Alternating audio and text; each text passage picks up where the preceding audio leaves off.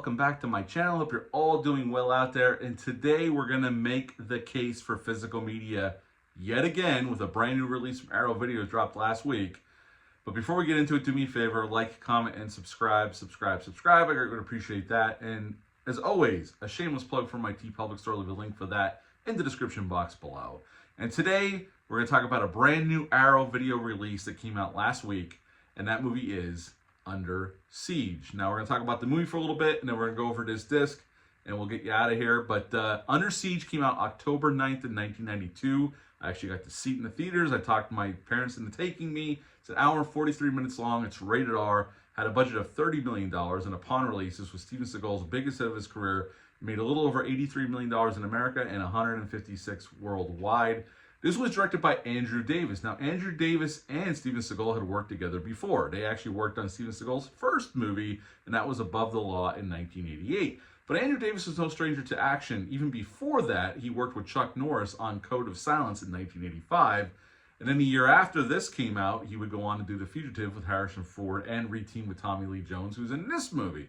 Cast-wise, we got Steven Seagal as Casey Ryback, Cook, and ex-Navy SEALs. We find out, if you've never seen this, going through the film. Gary Busey as Commander Krill, and Tommy Lee Jones as Stranix, and we got Erika Eleniak as Jordan Tate, Playboy Playmate of July of 1989, which she actually was in real life, a Playboy Playmate in July of 1989.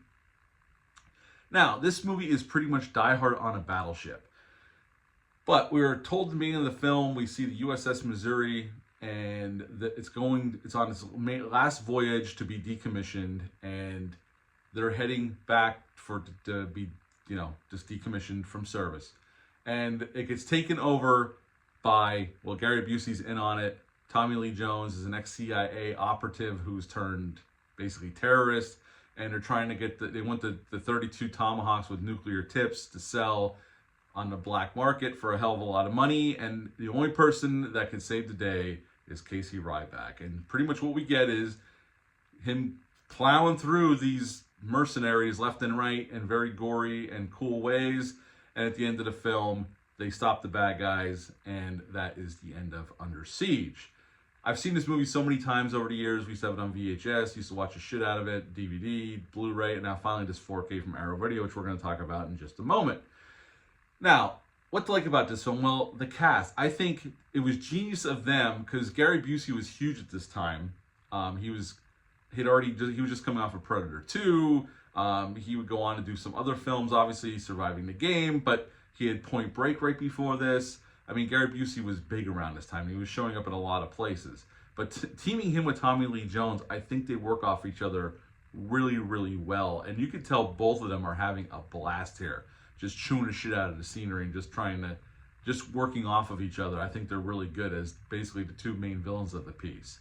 Tommy Lee Jones is obviously the bigger star here, but I think him and Busey do a good job of working off each other. And I think it was smart bringing really good actors in to surround Seagal with, because Seagal was never the greatest actor, although I am a fan of his early films.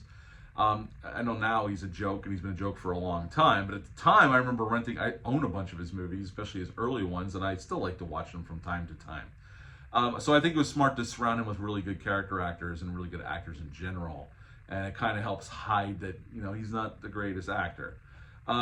The action's well shot. Andrew Davis is by this point, was a very seasoned action director, and it's very well shot. The whole movie is very well shot, and obviously this is pre-CGI, so all this stuff was done for real squib hits, real explosions, etc., and it looks fabulous, and it still looks good even to this day. The action holds up really, really well. I think the story holds up well. I mean, yes, it's a Die Hard clone, but it's a well-done Die Hard clone, and if you're going to rip off a really great movie, you got to at least do it pretty damn good, and this movie does it pretty damn good.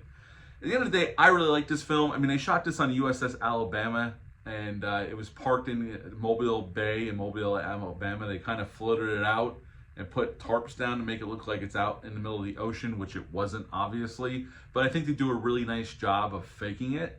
And it's cool they actually got to shoot on a real ship, and it really does bring some, I think just that reality to the movie. And I always appreciated that for it. But at the end of the day, the movie itself, I would give Under Siege a 9 out of 10. I think it's definitely Steven Seagal's best movie. although I am a fan of some of his other movies of this period, but this is definitely his best movie he's ever did. Now, just speaking on Seagal's career, like I said, he's a joke now, and he's been a joke for years. I mean, he's got caught lying. There were sexual harassment claims against him and lawsuits. So, and he's been doing direct-to-video forever. But you got to remember, his career at the time, I mean, his career was building to this point, this being his biggest breakout movie.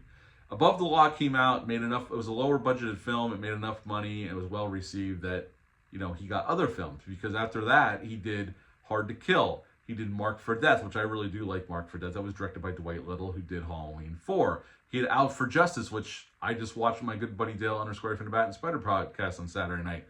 And then this was the culmination of all that, because all those movies made a lot of money, and this was his biggest hit. Now, unfortunately, it went to his head, and the next movie he made was On Deadly Ground, which he convinced Warner Brothers to let him direct, a $50 million movie in Alaska, and that movie bombed. And even though I like some of the action scenes in that movie, it's a totally overblown, he had his head so far up his ass, that movie's just, Michael Caine's great, and John C. McGinley's great, and there's some cool action scenes, but that movie's a huge raging dumpster fire. Now, he made some movies after that I do enjoy. I do enjoy Fire Down Below. He was in the executive decision, although they marketed it as he was the star of that movie. Kurt Russell was the star of that movie, because Seagal gets killed fairly quickly in that movie, which is a surprise at the time. And I even can enjoy The Glimmer Man, even though it's a raging dumpster fire of editing and just a hot mess of a plot.